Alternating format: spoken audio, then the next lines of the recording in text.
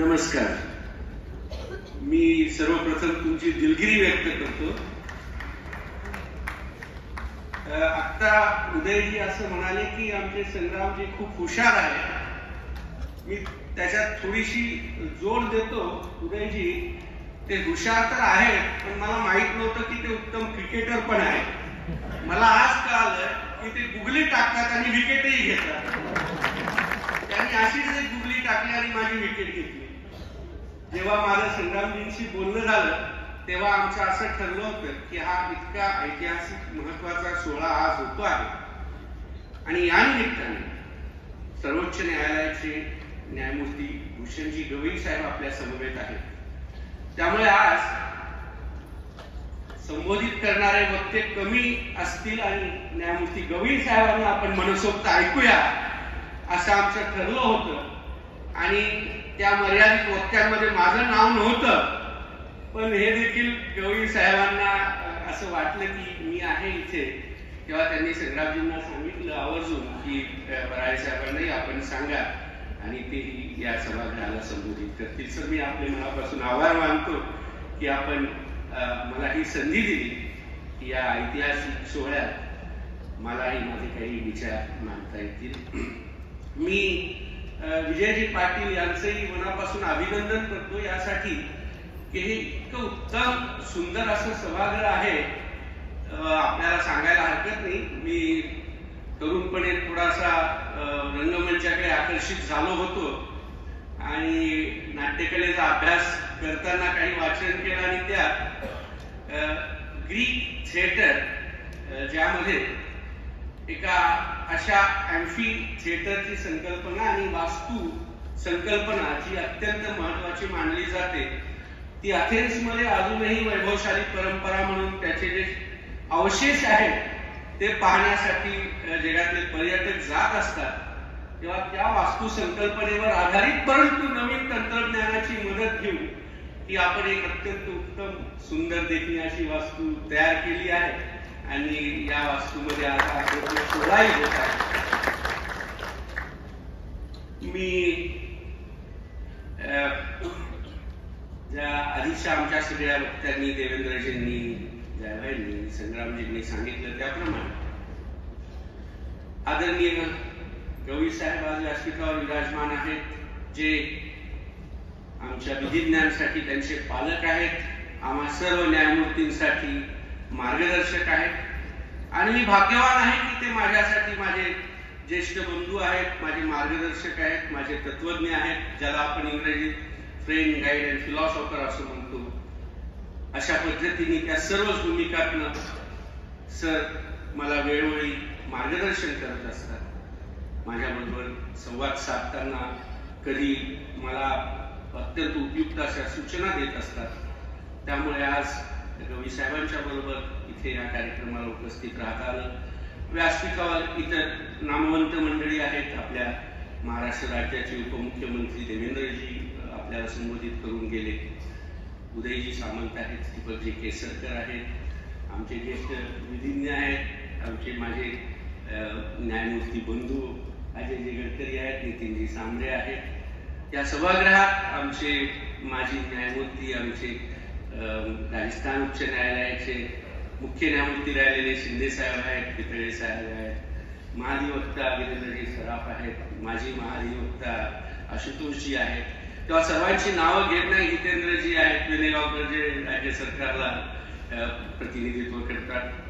आपल्या सर्वांचेही मनापासून मी अभिनंदन करतो की आज या महाराष्ट्र विधिज्ञ संघाने एक अत्यंत महत्वाचा असा एक संकल्प केला आणि ज्याप्रमाणे देसाईंनी सांगितलं की आज त्या संकल्पाची पूर्ती होते आहे. विधिज्ञांसाठी ह्या देश पातळीवर अशा पद्धतीची ही अकॅडमी आणि रिसर्च सेंटर, संशोधन केंद्र आज त्याचं भूमिपूजन गवई साहेबांच्या शुभ हस्ते झालं आहे. भाषणामध्ये असा उल्लेख झाला की जयभाईजी म्हणाले की हे एक स्वप्न आमचं पूर्ण झालं. खरं तर मला अब्दुल कलाम आझाद यांचे बोल आठवतात की जेव्हा ते युवा पिढीला संबोधित करत होते तेव्हा ते असं म्हणाले की स्वप्न ते नाही ते पाहू नका जे तुम्ही झोपेत पाहता, स्वप्न ते पहा की जे तुम्हाला झोपू देणार नाही. मला वाटतं महाराष्ट्र बार काउन्सिलने हे स्वप्न पाहिलं आहे आणि यापुढे या स्वप्नाची पूर्ती करण्यासाठी ते जागे राहतील आणि त्याच दृष्टीने ते अथक असे प्रयत्न करतील.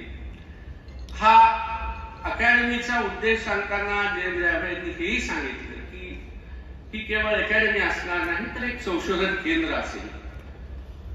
हे खरं आहे की संशोधन केंद्र म्हटल्यावर त्यांनी असं सांगितलं की इथे जे अपेक्षित आहे ते आहे की परिश्रम, सातत्य, मेहनत आणि त्या पद्धतीने विधिज्ञ आमच्या सगळ्या ज्येष्ठांनी आपलं ज्या ज्या पद्धतीने याच्यासाठी योगदान देता येईल ते योगदान दिलेलं आहे. मग ते द्रव्य स्वरूपात असेल, आपल्या अत्यंत ज्याला आपण महत्वाचा अनुभव असा म्हणतो, जो रिच एक्सपिरियन्स ज्याला आपण असं म्हणतो, त्या पद्धतीच्या आपल्या त्या अनुभवाचा फायदा ते आपल्याला या आपल्या अकॅडमीमध्ये लेक्चर्स देऊन, गेस्ट लेक्चर्स म्हणून तिथे येऊन आपल्याला ते देणार आहेत. तेव्हा अशा पद्धतीचं एक योगदान असेल. आपली उत्तम अशी ग्रंथसंपदा काही आमचे विधिज्ञ या अकॅडमीसाठी देणार आहेत, तेव्हा हे एक महत्वाचं योगदान राहील. आपण सर्व पाहतो की ही नवीन पिढी जी आहे, आताची युवा पिढी आहे, ही फार उत्तम पद्धतीने काम करत असते. आपल्या विषयाबद्दल ज्याला आपण फोकस म्हणतो तशी असते. नवीन तंत्रज्ञानाची त्यांना साथही असते, त्याच्यामध्ये ते तयार असतात आणि त्या पद्धतीची, त्या तंत्रज्ञानाची मदत घेऊन उत्तम पद्धतीने काम करत असतात. माझी थोडीशी एक आपल्याला असं म्हणून की सूचना आहे की बरेचदा जेव्हा आपण या संशोधनाचा बद्दल बोलतो तेव्हा ते खऱ्या अर्थाने जिथे आपण एक वैज्ञानिक दृष्टिकोन ठेवून ज्याच्यामध्ये आपल्याला विश्लेषक दृष्टीने काही करता येईल अशा पद्धतीची सातत्याने चालणारी प्रक्रिया अपेक्षित आहे. अन्यथा दुर्दैवाने आज आपण पाहतो की मी असं बरेचदा म्हणतो सुद्धा, आणि ते याच्यासाठी की माझ्या या तरुण मित्रांना प्रेमाचा सल्ला आहे की कृपा करून व्हॉट्सअपीय विद्यापीठातनं जे मिळतं त्याला ज्ञान समजू नका. ज्ञान हे तुम्हाला परिश्रम करून मेहनत घेऊनच संपादन करावं लागतं आणि त्यामुळे या रिसर्च सेंटरमध्ये, अकॅडमीमध्ये अशा पद्धतीचे प्रयत्न होतील आणि अशा पद्धतीच्या प्रयत्नातच आपण सामील व्हा आणि संशोधनामध्ये आपण जरूर पुढे या, मदत करा, संशोधन करा आणि या अकॅडमीचा उद्देश या पद्धतीने सफल होईल.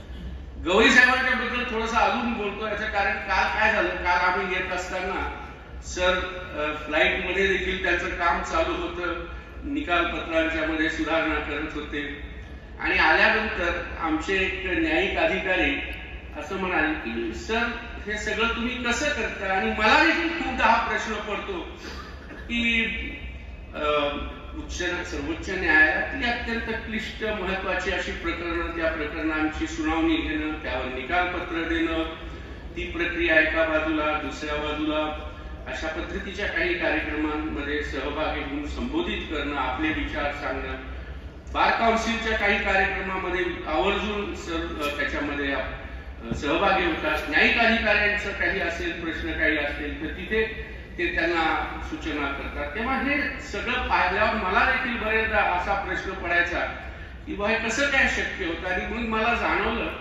की त्याच्यासाठी एक फार सुंदर शब्द आपल्या वाङ्मयात, संस्कृतात आहे, मराठीतही आहे, त्याला अष्टावधानी असं म्हणतात. आता खरं तर अवधान हा शब्द आलेला आहे, ज्याला ध्यान, धारणा आणि अव हा शब्द जोडून हा झालेला तयार आहे. खरं तर आपण जर ज्ञानेश्वरी वाचली असेल तर ज्ञानेश्वरीच्या सुरुवातीलाच माऊली फार छान म्हणतात की आधी अवधान ऐकले देईजे, मग सर्व सुखासी पत्र घेईजे, हे प्रतिज्ञोत्तर माझे उघडा ऐका. जेव्हा म्हणतात की तुम्ही एका गोष्टीवर, याच्यावर एक त्याला आपण म्हणूया फोकस करा, आपलं ज्ञान, ध्यान द्या, त्याच्यामध्ये लक्ष द्या, आणि मग तुम्हाला त्याच्यात हळूहळू ते अवगत होत जाईल, उलगडत जाईल.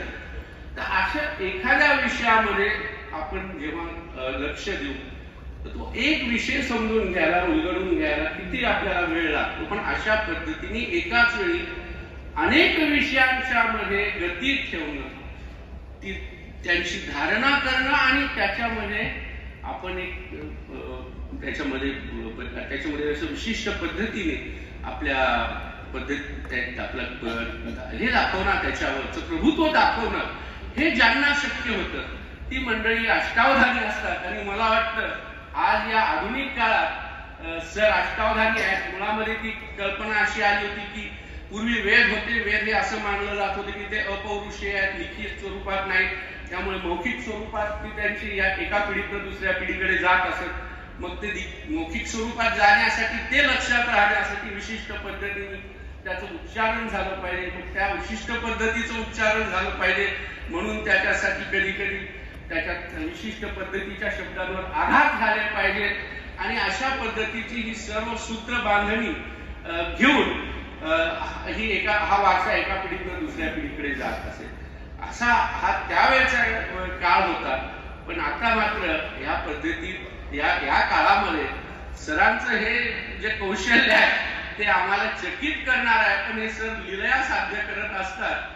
आम्हाला असं वाटतं की एवढं नाही तरी त्याच्यात जवळपास जरी आम्ही जाऊ शकलो कुठेतरी तरी आम्हाला खूप काही त्याच्यात म्हणजे करता आलं असं होईल. आमचा प्रयत्न हाच राहील की आम्हालाही त्या पद्धतीने काही करता यावं. सरांच्या या सगळ्या त्यांच्या कर्तृत्वाचं आम्ही परिशीलन करून आम्हालाही काही त्या पद्धतीने छोटंसं आमच्या खालीचा वाटा घेता येईल तर तो करावा. आज एक जयभाईजींनी अजून एक उल्लेख केला तो मला फार महत्वाचा वाटतो. त्यांनी असं सांगितलं की आपण संविधानाचा अमृत महोत्सव साजरा करतो आहे आणि म्हणून कॉन्स्टिट्यूशनल सेन्सिटिव्हिटी याच्यावर आमचा भर आहे. मला वाटतं की साधारण आपण याला संविधानाची सजगता असं म्हणूया की संविधान आपल्याला माहिती आहे, संविधान वाचतो, पण खऱ्या अर्थाने संविधानाची सजगता येण्यासाठी आपल्याला विशेष प्रयत्न करावे लागतील. आणि त्या पद्धतीचे प्रयत्न आम्ही या अकादमीद्वारे म्हणा किंवा रिसर्च सेंटरद्वारे करू हे जयंतजी म्हणालेले आहे. एकच मुद्दा मला थोडासा अधोरेखित करावासा वाटतो की जेव्हा आपण संविधान हे आपल्या सर्व व्यवस्थेचं मूलसूत्र मानतो आणि म्हणूनच हेही आपण मानतो की न्याय हा जर संविधानात अपेक्षित आहे तर तो कायदेशीर प्रक्रिया पार करून मिळणारा न्याय हा अपेक्षित आहे. त्यामुळे हे खरं आहे की कदाचित कधी कधी न्याय मिळायला विलंब होतो, उशीर लागतो, माणसांना नैराश्य येतं. पण म्हणून कायदेबाह्य पद्धतीने कुठली तरी न्याय व्यवस्था आणायची हे काही योग्य होणार नाही. आणि म्हणून कायद्याच्या प्रक्रियेद्वारे स्थापित झालेल्या न्याय व्यवस्थेद्वारे मिळणाऱ्या न्यायावरच आपण या देशाचे नागरिक, सजग नागरिक म्हणून विश्वास ठेवला पाहिजे. एवढंच मला आपल्याला सांगायचं आहे. या निमित्ताने आपण मला आज ही संधी दिली, आपण इथे मला आपल्याशी संवाद साधण्याची संधी दिली त्याबद्दल मी आपला मनापासून आभारी आहे. आपल्या या विधिज्ञानच्या रिसर्च अकॅडमी आणि रिसर्च सेंटरला माझ्या खूप खूप शुभेच्छा. आणि संग्रामजींनी सांगितलंय की आम्ही रेकॉर्ड वेळेत ही अकॅडमी पूर्ण करू, एका वर्षात 12 महिन्यात. आणि मी देखील त्या दिवसाची वाट पाहतो की त्या शुभदिनी ज्या दिवशी या वास्तूची पूर्तता होईल आणि वास्तू सरांच्या हस्ते सुपूर्त होईल आपल्या सर्वांच्या, त्या दिवसाची मी आतुरतेने वाट पाहतो. आणि संग्रामजींनी ठरवलं तर मलाही ते संधी देतील की या कार्यक्रमाला त्या कार्यक्रमाला उपस्थित राहण्याची. मी आपली पुन्हा एकदा मनापासून आपलं अभिनंदन करतो, आपले धन्यवाद करतो आणि आपली